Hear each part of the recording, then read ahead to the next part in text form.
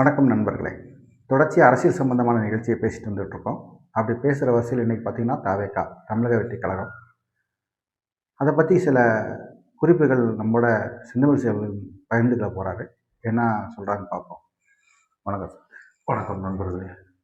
Sir, தாவேகா என்ன காரணத்துக்காக ஒரு மௌனமாக இருக்காங்க? இல்லை, மௌனம் அப்படிங்கிறது இல்லை, உள்ள சில பல வேலைகள் நடந்துக்கிட்டு தான் இருக்குது. இன்னையிலேருந்து கொஞ்சம் வேகம் எடுத்துருவாங்க. ஏன்னா இனி வேகம் எடுத்துதான் ஆகணும், நாள் நெருங்கிட்டு இருக்கு. ஏன்னா தேர்தல் தேதி அடுத்த மாதம் ஸ்டார்டிங்கில் கண்டிப்பாக அறிவிச்சுறாங்க.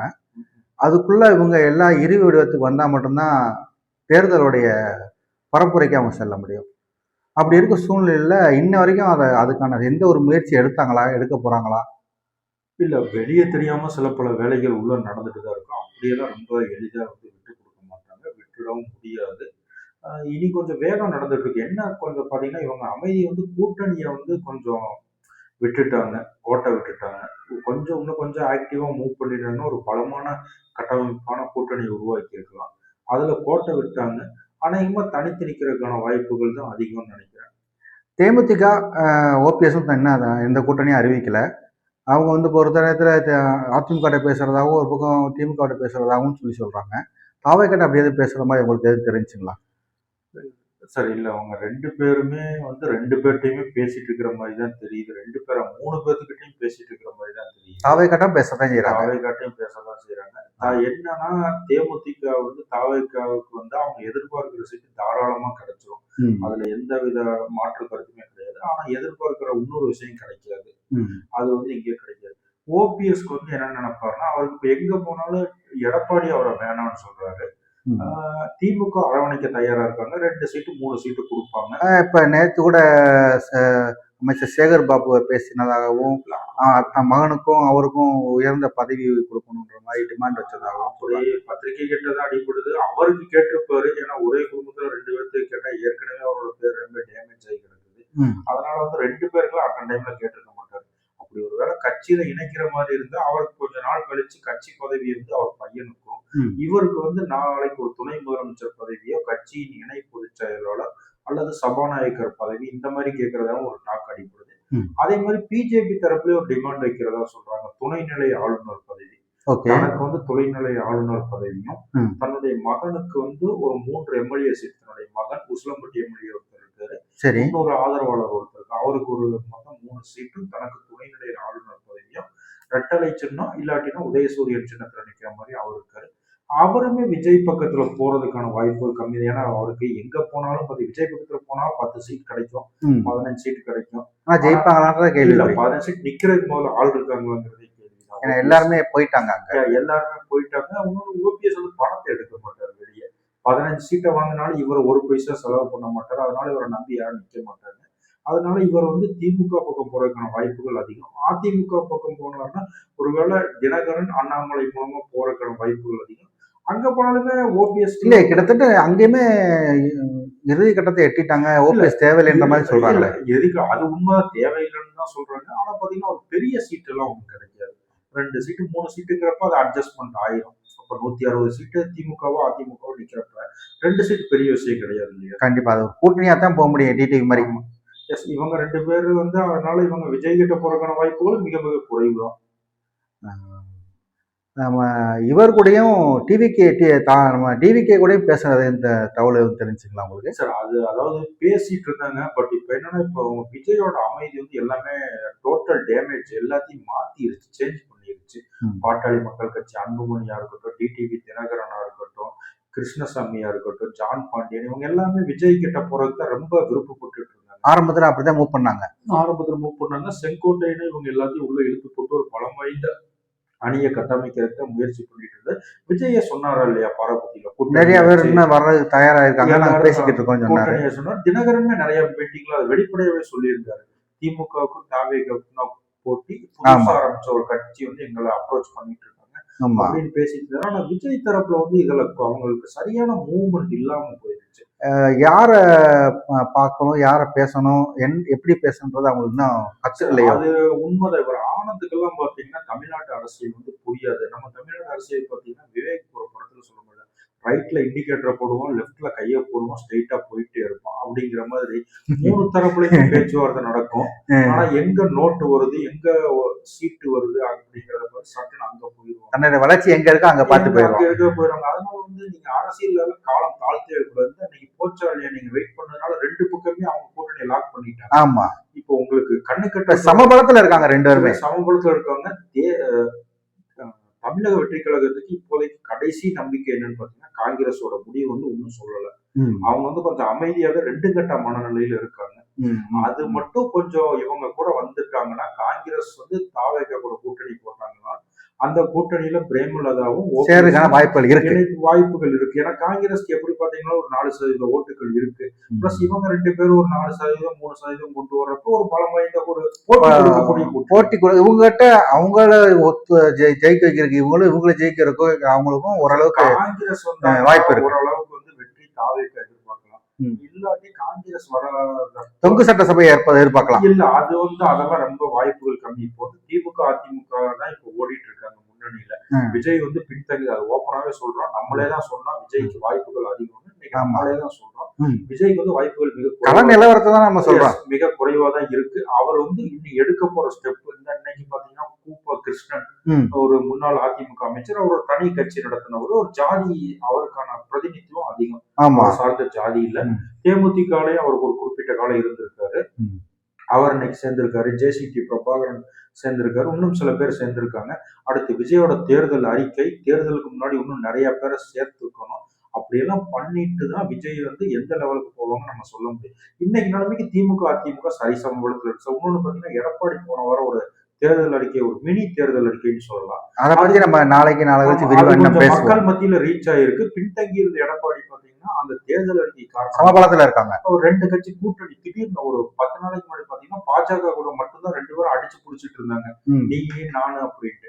இப்ப திடீர்னு பாத்தீங்கன்னா தினகரன் போய் சேர்ந்துட்டாரு, அன்புமணி ராமதாஸ் போய் சேர்ந்துட்டாரு, ஜான் பாண்டியன் சேர்ந்துட்டாரு. அப்படிங்கிறப்ப திடீர்னு அவங்க பலம் வாய்ந்ததா மாறிட்டாங்க. ஒரு பலம் வாய்ந்ததாக சேர்ந்துட்டாங்க. பட் ஆனா 2 பேரும் சமமெல்லாம் இருக்கிறதா தான் கலைஞர் அவர்கள். கண்டிப்பா அது உண்மைதான். இப்போதைக்கு சமபலம் தான் 2 சமபலத்துல இருக்காங்க. தேமுதிக வந்து இன்னும் வந்து அவங்களுடைய கூட்டணி நிலைப்பாட சரியான முறையில் அறிவிக்கல. ஓபிஎஸ் அதே நிலைமையில தான் இருக்காங்க. இப்போ ஒரு செயல் வீர கூட்டங்கள் நடந்துகிட்டே இருக்கு. தேமுதிகவை 3 பேரும் கொஞ்சம் அப்ரோச் பண்ணுவாங்க. அது ரொம்ப டிமாண்ட் தான் வைக்க முடியாது. ஓபிஎஸ் எல்லாம் வந்து யாருமே அப்ரோச் பண்ண மாட்டாங்க. ஓபிஎஸ்ஸா போய் அப்ரோச் பண்ணாதான் உண்டு. ஒருவேளை திமுக நானும் களத்துல இருக்கேன்னு சொல்லிக்கலாம். திமுக என்ன நினைப்பாங்கன்னா, ஒருவேளை தினகரன் அங்க போயிட்டாரு, அதனால முக்குழுது சமுதாயத்து ஓட்டுகளுக்கு வந்து நமக்கு ஒரு பேஸ் வேணும். அப்ப எதுக்கு ஒரு 2 சீட்ல என்ன வந்துட போகுது? இப்ப பாத்தீங்கன்னா ஃபார்வர்ட் பிளாக் அவங்க இவங்கன்னு முக்குளத்து அமைப்புகளுக்கு 2 சீட்டோ 3 சீட்டோ போனா கண்டிப்பா 1% ஓட்டாச்சு கிடைக்கும்ல. அது கண்டிப்பா மேலேயே கிடைக்கிற கூட வாய்ப்புகள் இருக்கு. அதனால வந்து அவர் ஒருவேளை ஏன் இழக்கணும்னு நினைக்கலாம். அதே இதை வந்து செங்கோட்டை நினைக்கலாம். ஓபிஎஸ் கூட வந்து 20-30 வருஷம் ஒன்னும் அரசியல் பண்ண அரசியல்வாதி. ஓபிஎஸோட செல்வாக்கு என்னன்னு அவருக்கு தெரியும். கண்டிப்பா. பிளஸ் வந்து இன்னைக்கு ஓபிஎஸ் வந்து இருந்தாலும் கூட நாளைக்கு வந்து அவரோட பசங்க 2 பேர் கொஞ்சம் ஓரளவுக்கு களத்துல அரசியல் அந்த அளவுக்கு பெரிய லெவல்ல ஈடுபடாத அவங்க வரலையே. இல்ல வந்துட்டு இருக்கிறது வெளியே தெரிய மாட்டேங்குது. ஏன்னா உங்களுக்கு பதவியில இல்ல, அவங்க பக்கத்துல மீடியாக்கள் கிடையாது, செல்வாக்கும் கிடையாது. முதல் விஷயம் செல்வாக்கு கிடையாது. செல்வாக்கு இருந்துச்சுன்னா பணத்தை செலவழிக்கணும். செலவும் அதுவும் இவங்க மைனஸ். ஆனா என்ன ஒரு பிளஸ்னா, அவங்க பசங்க 2 பேரும் கொஞ்சம் அரசியல் தெரியும், வயசு கம்மி. அதனால இன்னொரு 5 வருஷம் ஆனாலும் 10 வருஷம் ஆனாலும் கரெக்டா வேலை பார்த்து நல்ல தலைமையை தேர்ந்தெடுத்தா எங்கேயோ போகலாம். அதுக்கான மூவ் வந்து செங்கோட்டையின் மூலமா நடந்துட்டு இருக்குது. தாவேக்காவுடைய வளர்ச்சிக்கு என்ன காரணம் முட்டுக்கட்டையா நீங்க நினைக்கிறீங்க? சார் அவரை வந்து சார் நம்ம ஊரை பொறுத்த வரைக்கும் அடிச்சுக்கோ புடிச்சுக்கோ அண்ணன் தம்பி நீ தான், அங்காளி பங்காளியா இருந்தாலும் நம்ம தான் அப்படிங்கிறது ஒரு இது இருக்கு. அடிச்சாலும் பிடிச்சாலும் நீ வா இல்லாட்டி நாம, புதுசா ஒருத்தனை வர விட மாட்டாங்க. அது நம்ம ஏற்கனவே பார்த்துட்டு பல தேர்தலில் பார்த்துட்டு வைகோ ஒரு புரட்சி புயல்னு சொல்லிட்டு இருந்தாங்க. அவரையே வந்து கோமாளியாக்கணும். அடுத்து நம்ம கமல் இருக்காரு, கமல் பாக்கியராஜ் சிவாஜி இருக்காங்க. கமல்லாம் ஆல்ரெடி இப்ப கோமாளி ஆக்கிட்டாங்க அவங்களே. விஜயகாந்த் வந்தாரு, அவரையும் ஒரு குறிப்பிட்ட ஸ்டேஜ்க்கு அப்புறம் வளர விடல, கோமாளி ஆக்கிட்டாங்க. போன தேர்தல்ல டிடிவி தேமுதிகவும் வச்சு பெரிய செல்வாக்கு வந்தாங்க. இன்னைக்கு 2 பேர்த்துக்குமே பால் 10 சீட்டை கொடுத்து முடிச்சு விட்டாங்க. அதனால இவங்க வளர விட மாட்டாங்க. இன்னும் மத்திய அரசாங்கத்தோட பிரச்சனைகள் வந்து விஜய்க்கு கொஞ்சம் அதிகம். பிரஷர் ஜாஸ்தியான இப்போ ஒரு படத்தை வந்து நிறுத்தி வச்சிருக்காங்க. இது வரைக்கும் பாத்தீங்கன்னா தியேட்டர் கிடைக்காது படம் வர்றதுக்கு.